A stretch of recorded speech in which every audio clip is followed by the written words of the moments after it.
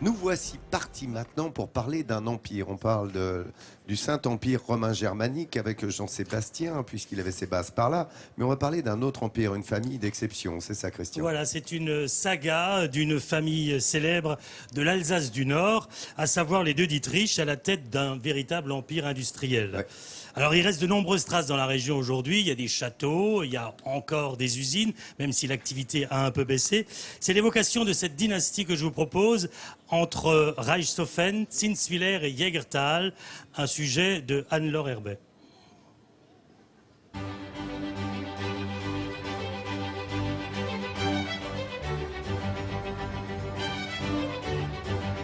« 1761, Jean III Dietrich est anobli par Louis XV et fait construire ce château à Reichshofen, un imposant témoignage d'une réussite insolente.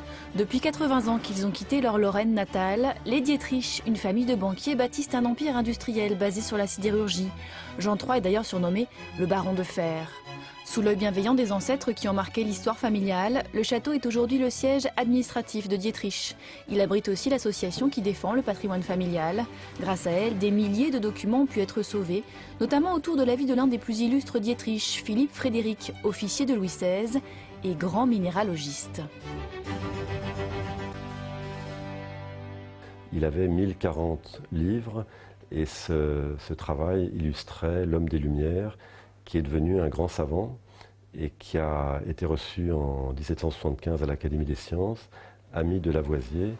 Il est aussi le premier maire élu de Strasbourg en 1790. C'est son arrière-grand-père, Jean II, le fondateur, qui est à l'origine de l'empire industriel. Tout commence ici, en 1684, quand il rachète les forges de Jägertal. C'est dans cette partie qui est découverte où se trouvaient les martinets, les feux d'affinage, une aiguiserie également.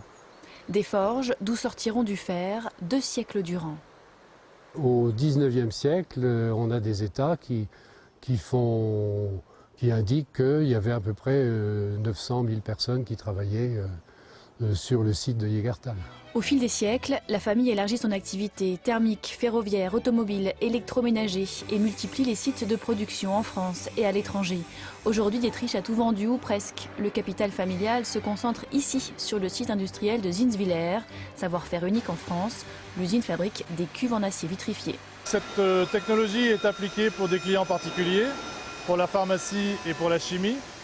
Donc ça permet de protéger l'appareil par rapport aux produits que mettent nos clients à l'intérieur de ces citernes. Et ces produits résistent à la corrosion. L'usine compte 360 salariés et fait des petits en Inde ou en Chine. Des milliers de souvenirs de famille, cette Dietrich reconstituée de 1903 tient particulièrement au cœur d'Henri Mélon. Elle a été construite par Ettore Bugatti, dont le premier employeur n'est autre que son arrière-grand-père. Adrien Turckheim avait été le premier dans la famille à s'occuper des voitures et il était dans l'usine de Lunéville. Donc il avait dit à mon arrière-grand-père qu'un jeune Milanais avait gagné un prix. Contact a été pris avec Ettore Bugatti qui a été embauché à partir de janvier 1902 par de Dietrich. Une voiture comme un vestige d'une histoire qui continue de s'écrire à l'encre industrielle. Voilà, cette superbe famille, voiture. belle saga. Collaboration exceptionnelle entre Bugatti et de Dietrich. Très vite, Bugatti est parti, volé de ses propres ailes, s'est installé à Molsheim pour construire et fonder là-bas les plus belles voitures du monde, dont une importante collection est à voir à la Cité de l'Auto à Mulhouse. Oui, musée Schlumpf, c'est ça. Hein, Voilà, anciennement Schlumpf. Anciennement, oui. Musée de l'auto. Merci beaucoup pour ces précisions. Bravo, Christian. Les amis, attention. Vous pouvez l'applaudir, ouais.